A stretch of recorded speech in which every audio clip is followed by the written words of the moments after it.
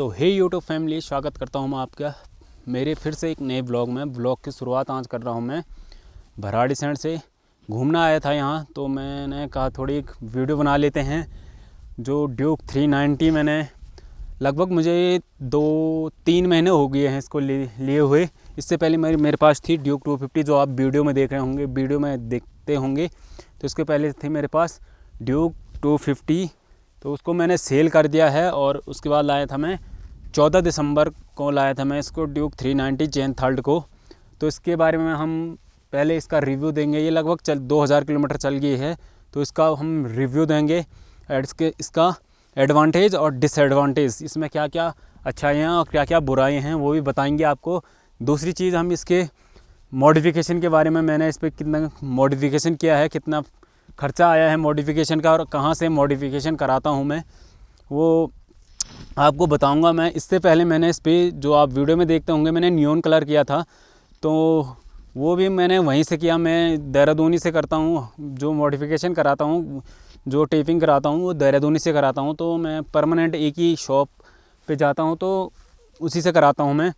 तो उस वाले रैप को तो मैंने क्योंकि वो जो नियॉन कलर था वो धूप की वजह से हल्का फीका पड़ गया था, तो मैंने इस बार एक नया ग्राफिक सोचा था मैंने ये ग्राफिक करने का, क्योंकि ये चेसिस के साथ मैच हो रहा है। नियॉन कलर चेसिस के साथ मैच नहीं कर रहा था, थोड़ा अजीब लग रहा था। तो ये वाला जो कलर है वो चेसिस के साथ मैच हो रहा, तो ड्यूक का लुक बहुत तगड़ा आ रहा है। अब मैं इस बात करता हूँ इसकी रिव्यूज़ की। तो पहला है इसमें ड्यूक 390 जेन थर्ड। ये मुझे लगभग पड़ी थी 3-3.5 के आसपास ही पड़ी थी मुझे। उस टाइम पे थोड़ा उसका रेट कम था, तो 3.5 के पास पड़ी थी। इसको मैंने 1000 किलोमीटर पर मैंने पहली सर्विस करा दी इसकी, और अब इसका सेकंड सर्विस लगभग 5000 किलोमीटर पे है। तो इसके थोड़ा मैं आपको एडवांटेज और डिसएडवांटेज बताता हूँ। पहले मैं बताता हूँ एडवांटेज एक इसमें फर्स्ट ये है कि इसमें पावर इसमें बहुत तगड़ी पावर है। अगर आप सेकंड या थर्ड गियर पे भी खींचोगे तो इस 100+ क्रॉस कर देती है। तो इसमें सबसे तगड़ी मुझे लगती है इसकी पावर। पहला जो एडवांटेज है इसका पावर का, क्योंकि जब ये हाईवे पे भगाने का मज़ा ही कुछ और है। कॉन्फिडेंस फुल आता, मतलब ये नहीं होता कि हैंडल वाइब्रेट करे या टायर हिले। जितना भगा सकते हो उतना खुला भगा देता हूँ। और दूसरी चीज़ है इसकी ब्रेकिंग इसकी मुझे सबसे बेस्ट लगी। KTM's की सबसे तगड़ी ब्रेकिंग होती है, क्योंकि आदमी जब 100 किलोमीटर पे चलाता है या 150 किलोमीटर पर चलाता है, तो उसके बाद अचानक कुछ आ जाएगा। तो ब्रेकिंग इसकी मुझे सबसे बेस्ट लगी, क्योंकि इसके ब्रेकिंग मारते ही मतलब गाड़ी ना तो हिलती है, ना ब्रेक मारते ही सीधे रुक जाती है गाड़ी। तो इसकी सबसे बेस्ट मुझे ब्रेक ही लगे, क्योंकि 100 की स्पीड भी अगर तो आप अचानक ब्रेक मारोगे तो गाड़ी में ज़्यादा हलचल नहीं होगी, सीधे गाड़ी स्टेबल रुक जाती है। दूसरी चीज़ इसकी आ जाती है हमारी ब्रेकिंग। तीसरी चीज़ इसमें है हमारे कॉर्नरिंग। अगर जैसे आप कॉर्नरिंग कर रहे हो, लीन मार रहे हो, तो इसमें सबसे कॉन्फिडेंस आता है। अगर इसमें इसके पीछे टायर की हवा 30 से 35 होनी चाहिए, क्योंकि ज़्यादा होने पर भी टायर इसका बबल करने बैठ जाता है। 30 और 35 होनी चाहिए इसके पीछे की टायर। तो कॉर्निंग में भी तब भी कॉन्फिडेंस आता है, कॉर्निंग भी तगड़ी है। और चौथी चीज़ है इसका लुक। देखो आप, लुक इसका बिल्कुल एक एग्रेसिव नेकेट टाइप की बाइक है, तो इसका लुक बहुत अच्छा लगता है मुझे, तगड़ा लगता है, क्योंकि दूर से देखने में बहुत मज़ा आता है इसको। और इसकी एक चीज़ ये है कि ट्रैफिक में बहुत तगड़ी निकलती है ये।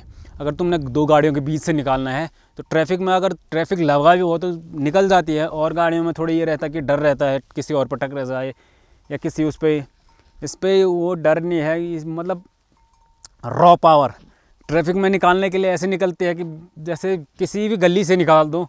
बहुत वो क्या बोलते हैं, तो कंट्रोलिंग के साथ निकालना पड़ता है। तो बहुत तगड़ी चीज़ है इसमें, जो कि इसका लुक के बाद तो भाई तगड़ी है यार। और उसके बाद इसमें है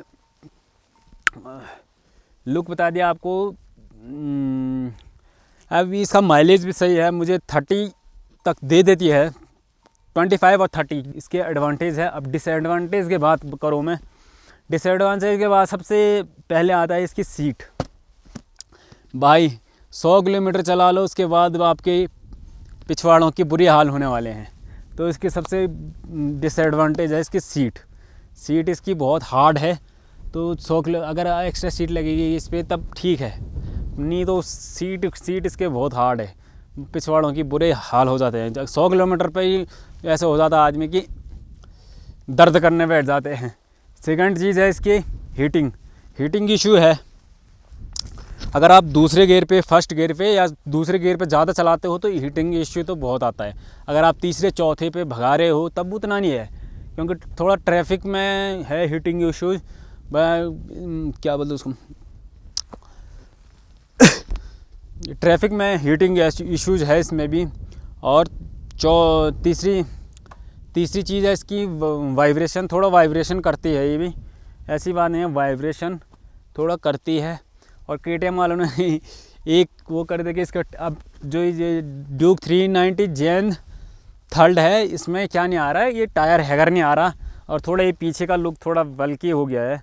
पर कोई नहीं, हर चीज़ में एक क्या होता है एडवांटेज और डिसएडवांटेज सब में होता है। तो ये इसके डिसएडवांटेज मुझे ज़्यादा नहीं लगे इसमें, और एडवांटेज तो बहुत है इसके। अभी इसके बाद मैं आपको इसके फ़ीचर के बारे में बताता हूँ क्या क्या फ़ीचर है इसमें।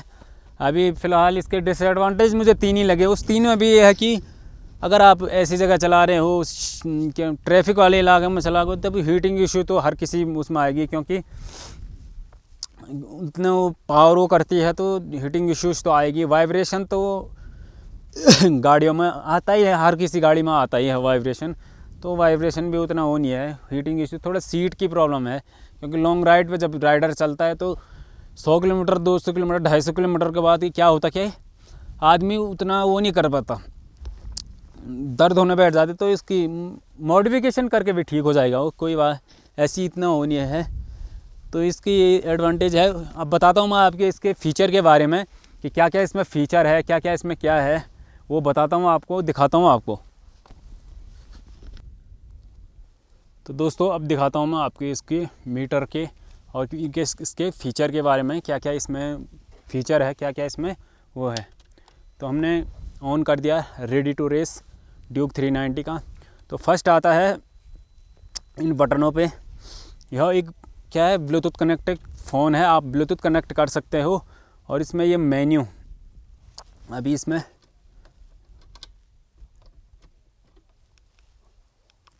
ये इसमें पहले है मोटरसाइकिल, ये 3 मोड है इसमें। फर्स्ट है इसमें स्ट्रीट मोड, और सेकंड है इसमें ट्रैक मोड, इसमें आपका जो पीछे वाला ABS है वो बंद हो जाएगा। और तीसरा इसमें रेन मोड, अगर बारिश में या कहीं ज़्यादा पानी है उसमें चला रहे हो आप, तो इसके लिए इसमें 3 मोड है। अभी हम कर देते इसको स्ट्रीट मोड में ट्रैक मोड में ABS है, आप ऑन भी कर सकते हो और ऑफ भी कर सकते हो। इसमें MTC बोले तो जो लीन लोन करते हैं, इसमें ये टायर, पीछे का टायर जो है इसमें एक्टिव हो जाता है, पीछे का टायर अगर आप लीन कर रहे हो। लॉन्च कंट्रोल तो इसका अभी ऑन हुआ नहीं। दूसरी चीज़ है इसमें, अगर आपको किसी बैटरी ख़राब होगी या टंकी में कुछ प्रॉब्लम होगी, या तो आपके रेगुलेटर है इसमें कुछ प्रॉब्लम होगी, तो इसमें साफ पता चल जाता है, वो रेड हो जाता है। तो इसमें भी ये भी फीचर है कि अगर आपकी बैटरी ख़राब है तो ये बैटरी रेड हो जाएगी, या टंकी में कुछ प्रॉब्लम है तो ये टंकी में या इसमें कुछ प्रॉब्लम है तो ये दिखा देगा आपको सीधे। तीसरी चीज़ है इसमें ट्रिप 1 ट्रिप 2 मीटर, ये तो रहता है। उसके बाद इसमें ये क्रूज़ कंट्रोल, इसमें दो है, एक है क्रूज़ कंट्रोल और एक है क्रूज़ कंट्रोल। ये क्रूज़ कंट्रोल है हमारे, जैसे हम हाईवे पे चलते हैं तो क्या हाथ थक जाते हैं दूर के लिए, तो ये एक बटन है यहाँ पर क्रूज़ कंट्रोल का, इसको ऑन करना है और अपनी रेस को फिक्स कर देना है कि कितने पे हमने जाना है। तो उसको ऑन करके अगर आप जैसे 50 की उस स्पीड पे चला रहे या 70 की स्पीड पे चला रहे हो, तो आप उसको ऑन करके हाथ छोड़ सकते हैं। ये जो थ्रोटल बॉडी है इससे हाथ छोड़ के आप आराम से गाड़ी 70 की स्पीड पे जाएगी।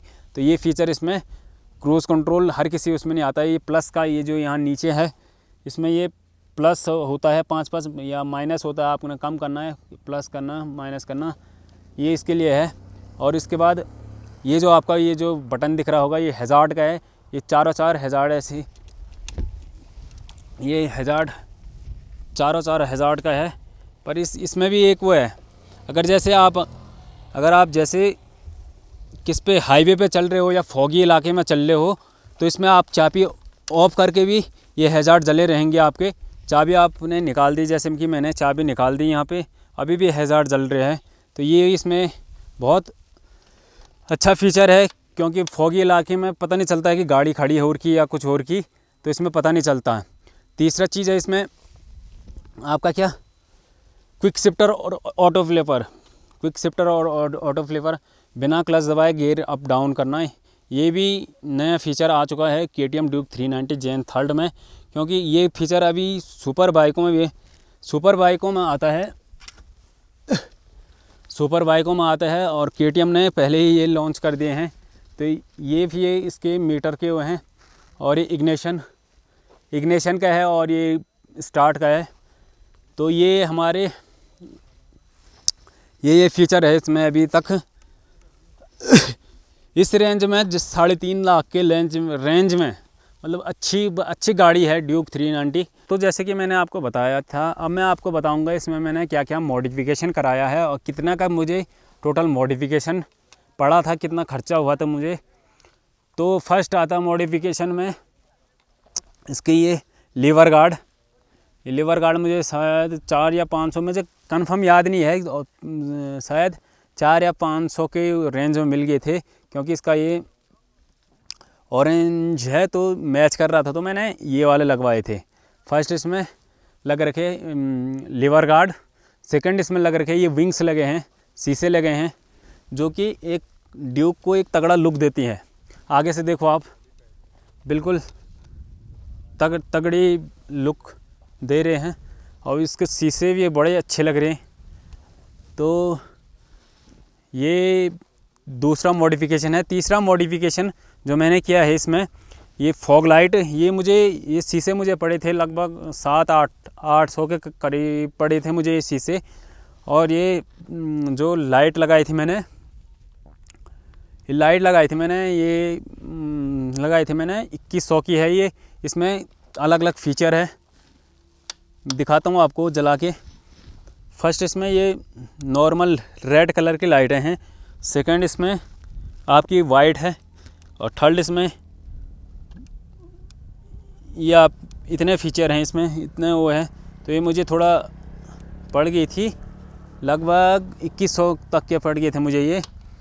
तो ये मुझे पड़ी 2100 रुपये की। उसके बाद का जो मॉडिफिकेशन है वो है हमारा एग्जॉस्ट, जो हमने एक्रापॉइक का एग्जॉस्ट लगाया है। ये 3500 का पड़ा था, और 1000 का शायद वो भी उसका बैंड वाइब, तो लगभग 5000 का,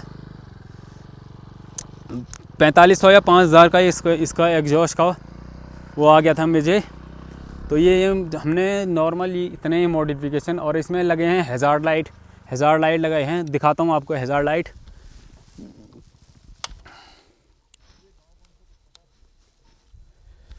लेफ्ट राइट,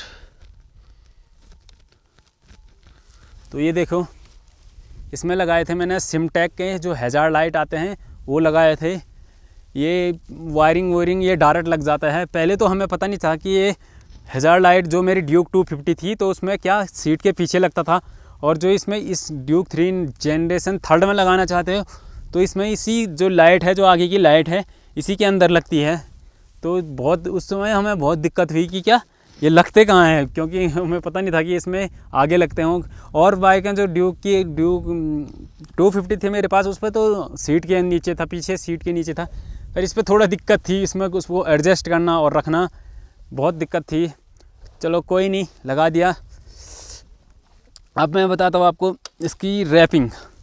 तो जो हमने फर्स्ट जो रैपिंग की है वो इसकी पूरी जो लाइट है एक ब्लैक कलर की है, और जो ये स्टिकर लगा रखा है ये स्टिकर ये है, ये कोई लाइट नहीं है, ये पूरी लाइट ब्लैक है। दूसरे इसके जो ये बाहर के वो है, ये है रेड एंड ब्लू कर रखे मैंने, क्योंकि ये रात में बहुत अच्छा है। अभी तो उतने दिखेगा नहीं आपको, हल्का ही दिख रहा है, पर ये रात को बहुत अच्छे लगते हैं। हाँ अच्छे लगते हैं। अब बता दूँ मैं इसकी रैपिंग के बारे में आपको। तो ये रैप किया था मैंने, ये नियॉन कलर था इससे पहले, और मैं उसके बाद मैंने किया था ये रेड और ब्लैक, क्योंकि ये रेड जो ऑरेंज से मैच कर रहा है और नियॉन थोड़ा अजीब लग रहा था, और वो जो नियॉन कलर था वो धीरे धीरे वाइट होने बैठ गया था। तो इसलिए मैंने इस बार मैंने कहा कि रेड कलर करता हूँ, तो रेड वो कर दिया मैंने। लग तो बहुत अच्छी लग रही है, क्योंकि हर बंदा पूछ रहा है भाई तूने रैप कहाँ से किया, कहाँ से किया। बहुत तगड़ी लग रही है, क्योंकि रेड और ब्लैक मैच कर रहे हैं ना, इसलिए बहुत तगड़े लग रहे हैं। तो ये रैप किया था मैंने 3000 या 3500 के लगभग ही किया था उसने, 3000 के लगभग किया था मैंने जो ये पूरा रैप किया है।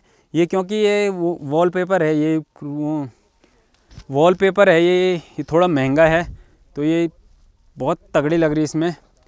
और एक चीज़ और बताता हूँ मैं, इसमें जो आगे के सस्पेंशन है ये एडजस्टेबल है। अगर जैसे आप पता है आप जैसे ऑफ रोड कर रहे या कुछ कर रहे, तो उसमें आप इसको एडजस्ट भी कर सकते हैं। यहाँ पर दो हैं, ये देखो आप, एक यहाँ पर है और एक इस साइड होगा। ये एडजस्टेबल है, इसको आप छोटे मतलब अगर आप ऑफ रोड कर रहे हो तो उसको ढीले भी कर सकते हैं, क्योंकि उसमें शॉकर में ज़्यादा वो ऑफ रोडिंग में शॉकर में ज़्यादा प्रेशर पड़ता है, तो शॉकर ख़राब होने के चांस होते हैं। तो इसलिए क्या होता कि उसको आप लूज़ भी कर सकते हैं और टाइट भी कर सकते हैं। जैसे आप स्टेट सिटी राइड कर रहे हो तो उसमें उतना वो नहीं होता शॉकर का जैसे पहाड़ी इलाकों में ऐसे हो, उसमें आप राइड कर रहे हो तो उसमें आपको थोड़ा लूज़ करने पड़ते हैं शॉकर, क्योंकि गाड़ी गड्ढे में जाती है तो थोड़ा तो फिलहाल यहाँ पर मुझे मिल चुके हैं 2-3 भाई लोग, यहाँ पर अपनी फ़ोटो खींच रहे हैं। तो भाई कैसे लगी बाइक? कैसी लगी आपको? बहुत अच्छी है। मॉडिफिकेशन कैसा है इसका? हर बंदे बोलते कि ये मतलब अलग ही लुक है बल इसका, तो क्या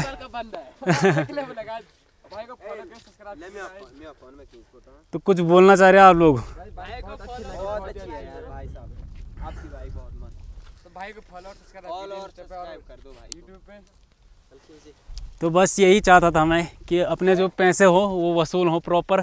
जो अब हमने मॉडिफिकेशन किया है, जो मैंने गाड़ी को बना रखा है, हर बंदा यही बोलता है कि भाई तगड़ी लग रही है, कहाँ से किया मॉडिफिकेशन।